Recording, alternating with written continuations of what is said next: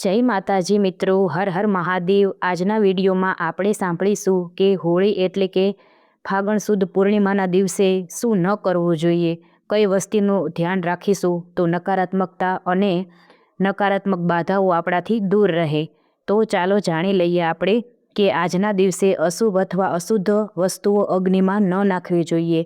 Plastic, rubber, કાચ, chemical જેવો વસ્તુ નાખવી નહીં।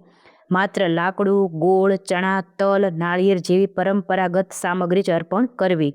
ઝઘડો કે કટુવાણી આજે ન કરવી જોઈએ। આ દિવસે ગુસ્સો, અપશબ્દ અને વિવાદમાં ન પડવું। માન્યતા મુજબ આ રાત્રે નકારાત્મકતા ઝડપથી અસર કરે છે, તેથી કારણ વગરનું મોડી રાત્રે બહાર પણ ન રહેવું। બળજબરીથી કોઈ પર ઉપાય ન કરવો।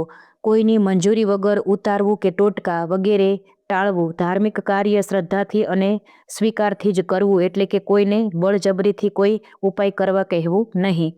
અગ્નિની અવગણના ન કરવી।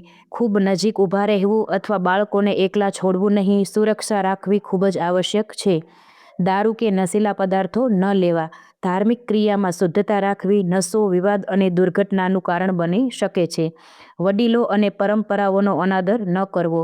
પરિક્રમા કે પૂજા વિધિમાં મજાક કે અવગણના ન કરવી। શાંતિ અને ભક્તિ ભાવથી ભાગ લેવો જોઈએ। જો આટલું ધ્યાન તમે હોળીના દિવસે રાખશો તો તમારો તહેવાર ખૂબ જ સરસ રીતે પૂરો થશે અને મા લક્ષ્મીના આશીર્વાદ પણ મળશે। જય માતાજી।